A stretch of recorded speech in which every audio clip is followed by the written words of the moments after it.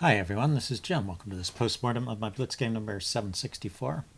I had the white pieces and started off at d4. My opponent went d6, which is a very flexible move and can introduce a bunch of different systems. I went with e4. You can see that's the main choice here, and it makes sense.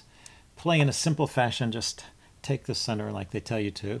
And then, knight f6. I've seen that a lot. That's the Neo-Philidor. It looks like that's the most popular move here. But g6 transposes into the modern defense. And this looks like an interesting setup as well. And against the modern, I like to play this three pawns attack with the f-pawn. You know, it's always a little tricky if you can safely move that f-pawn forward. But here the queen is blocked out from getting to this diagonal, so you'll have time to get in this knight f3 move and control those squares. So this is a perfectly safe way to play, and this is good for white. White keeps a big advantage throughout the opening from this point forward. Although I don't mean to imply the black position is unplayable. It's just, it's a cramped position, and the chess engines really love the space that white has here. But sometimes it can be difficult. The chess engine is giving you a big advantage, but it can sometimes be difficult to convert that into a win because you still have to figure out how to break through, and somehow black's system is really quite solid. So I went with knight f3. You can see knight c3 is the most popular move, but I didn't want to block the c-pawn. I may want to play c3 to shore up the center, or I may want to play c4. So go with knight f3. This is all good. Let's see, and he went with knight d7 here, and at this point we are outside the book. Let's see, Yeah, I just wanted to mention this c5 move is, I think, the most logical way. If I had the black setup, that's what I would be looking to play. Try and enhance the power of this bishop on that diagonal. Try and undermine this center pawn. And, the game would continue. So I think, let's see, he played knight d7, and this just is letting me develop freely. And he's just going for a very small position here. He's just got all his pieces and pawns on the first three lines. Although it's still solid, it's still not so easy to break through. I think, let's see, he goes knight e7, go bishop e3. I think f5, though. If I would say, if there was any opening mistake, I think, it's probably a playable position. But after e5, the chess engine starts to give white an evaluation of +1, which before that it was, plus 0.7 or 0.6, in that range, which by the time it gets to +1, this indicates a pretty sizable advantage for white. So you have to wonder if black's position is really still even playable at this point. Although certainly at my level it's playable. I'm just thinking, against the top player, you probably wouldn't survive an opening like this. Anyway, he went knight b6. Oh, yeah, and I did want to mention that e5 here, the move I played, is the top choice. Maybe it's pretty obvious, but you don't want to trade here and give him some open lines. There's no immediate attack that you can use to take advantage of that, and it just frees up his position.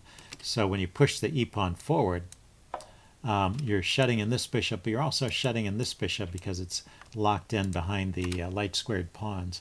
So you're kind of reducing two of his pieces at once. So that's a nice solid move there. He goes knight b6, looking to park a knight on c5 and go after maybe my bishop and my f-pawn.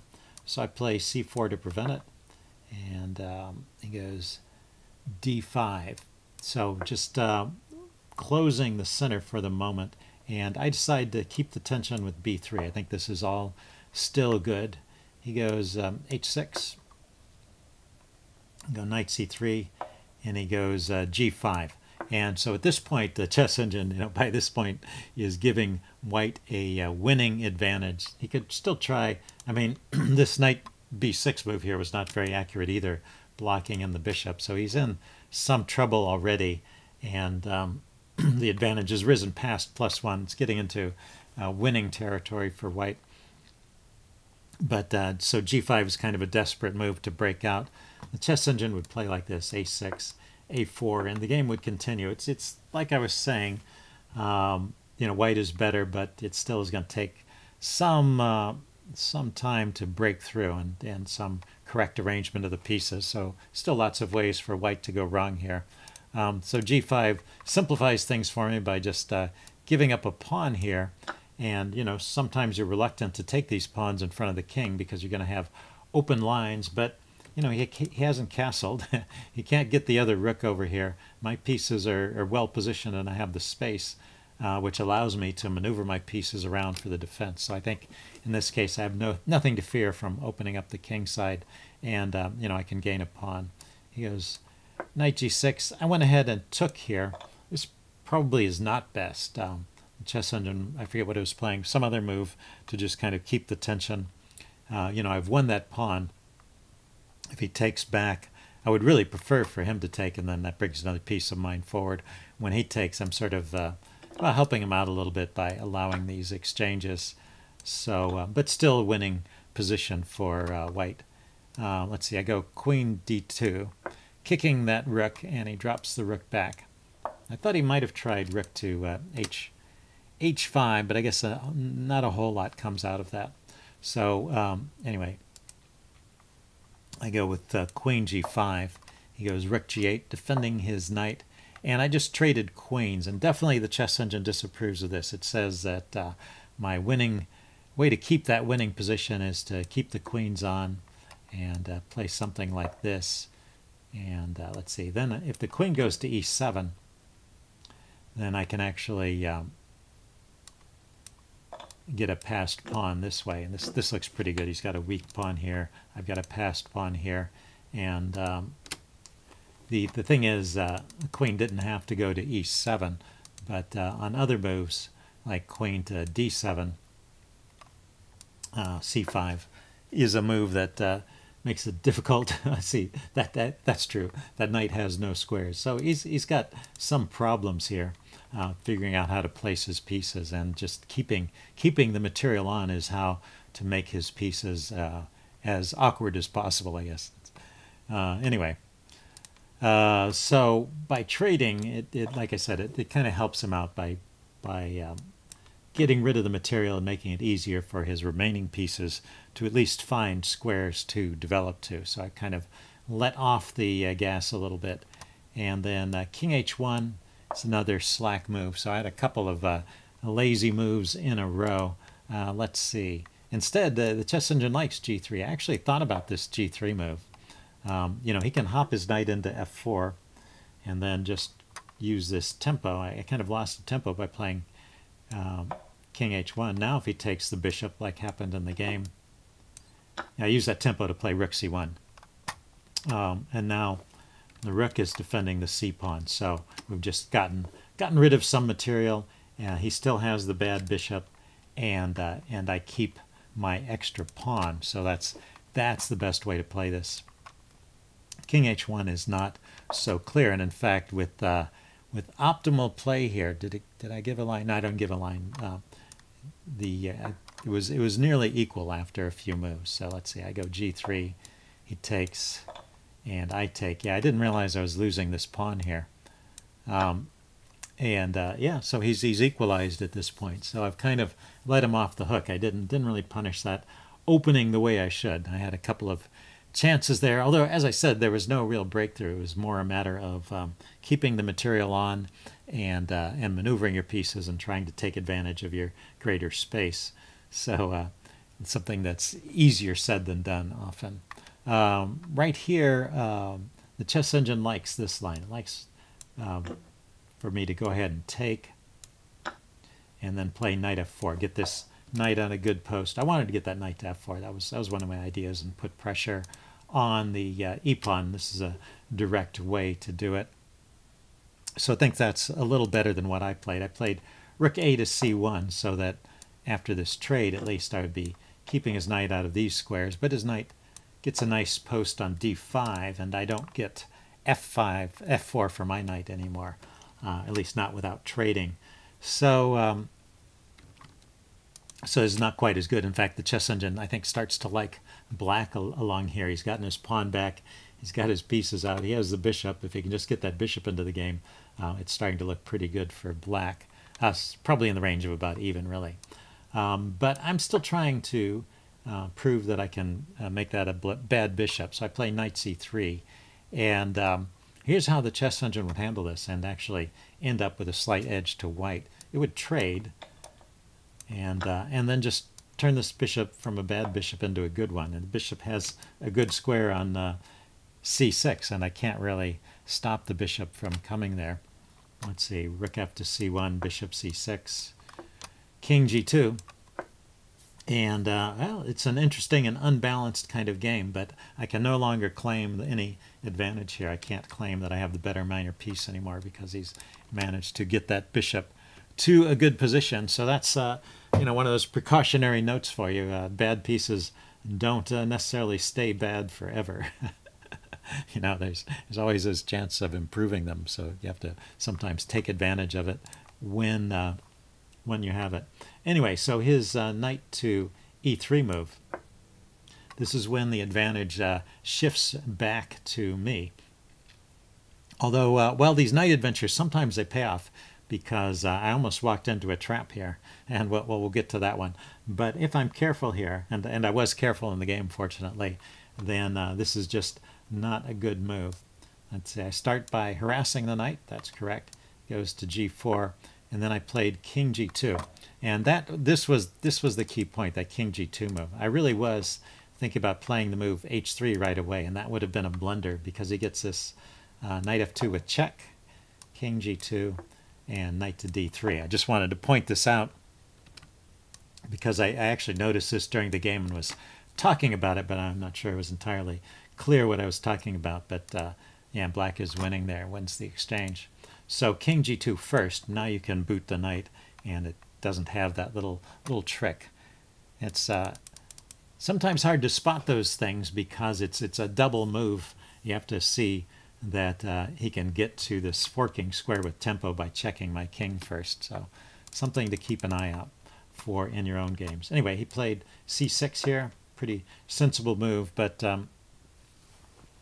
in this position I am better once again. I mean, it's sensible in the sense that it blocks the pressure on the c file, but his bishop is not turning into a good piece on this line. So I kick his knight back with h3.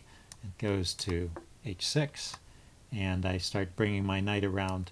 I'm still thinking of getting to this f4 square, so I can get pressure on the e pawn. See, he brings his king forward to d7. Yeah, I'm sorry. He brings his king forward to d7, and I go knight f4, and he goes b6. So there's a clever tactic in this position if you want to look for it. It's white's turn. See if you can spot the tactic. I didn't see it during the game, and my opponent didn't see it, but it's pretty nice. So yeah, pause the video here if you want some time to look for it. Okay, I'm going to give the answer away now. I can just take this pawn on e6, the pawn that I've been trying to take.